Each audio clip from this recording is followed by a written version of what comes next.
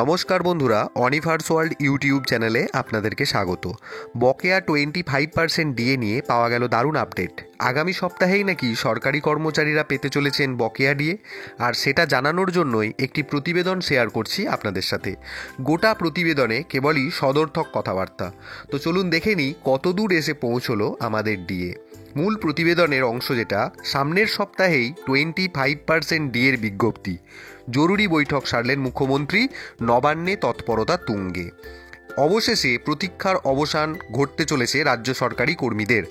বকেয়া ডিএ নিয়ে রাজ্য সরকারের অন্দরে তৎপরতা তুঙ্গে। সম্প্রতি মুখ্যমন্ত্রী মমতা বন্দ্যোপাধ্যায়ের নেতৃত্বে এক উচ্চ পর্যায়ের বৈঠকে ডিএ মেটানোর বিষয়ে গুরুত্বপূর্ণ সিদ্ধান্ত নেওয়া হয়েছে বলে সূত্রের খবর। এই বৈঠকে উপস্থিত ছিলেন রাজ্যের মুখ্য সচিব মনোজ পন্থ এবং অর্থ সচিব প্রভাত মিশ্র। সুপ্রিম কোর্টের নির্দেশে বকেয়া 25% মহার্ঘ ভাতা নিয়ে রাজ্য সরকারের এই পদক্ষেপে কর্মীদের মধ্যে আশার আলো দেখা গেলেও কিছু বিষয়ে নিয়ে ধোঁয়াশা থেকেই যাচ্ছে।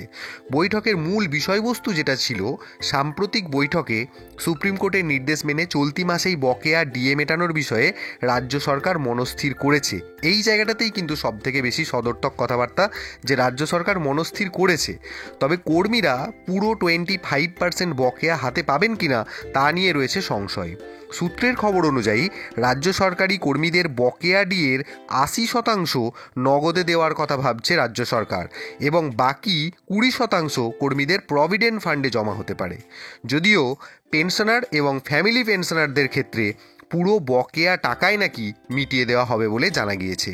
এ বিষয়ে সরকারের চ্যালেঞ্জ যেটা, মুখ্যমন্ত্রী মমতা বন্দ্যোপাধ্যায় বৈঠকে স্পষ্ট নির্দেশ দিয়েছেন যে ডিএ মেটানোর জন্য প্রয়োজনীয় অর্থ জোগাড় করতে গিয়ে যেন রাজ্যের সামাজিক প্রকল্পগুলিতে কোনো প্রভাব না পড়ে।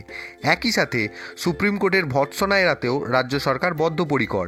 এই দ্বিমুখী চ্যালেঞ্জ সামলে কিভাবে রাজ্য সরকার বকেয়া ডিএ মেটাবে, সেটাই এখন কিন্তু দেখার বিষয়। তো কবে মিলতে পারে এই ডিএ? সম্ভাব্য ঘোষণা অনুযায়ী সব কিছু যদি ঠিকঠাক থেকে থাকে, আগামী সপ্তাহে রাজ্য সরকার ডিএ নিয়ে আনুষ্ঠানিক ঘোষণা করতে পারে। তবে এর জন্য প্রয়োজনীয় 4,000 কোটি টাকার ঋণের অনুমোদন প্রয়োজন। সুপ্রিম কোর্টের শুনানিতে বলা হয়, আগামী 4 আগস্ট সুপ্রিম কোর্টে বাকি 75% ডিএ মামলা শুনানি রয়েছে।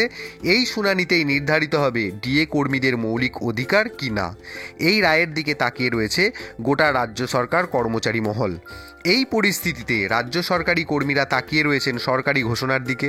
একদিকে বকেয়া ডিএ পাওয়ার আনন্দ থাকলেও পুরো টাকাটা হাতে না পাওয়ার একটা চোরাগোপ্তা আশঙ্কাও কিন্তু কাজ করছে।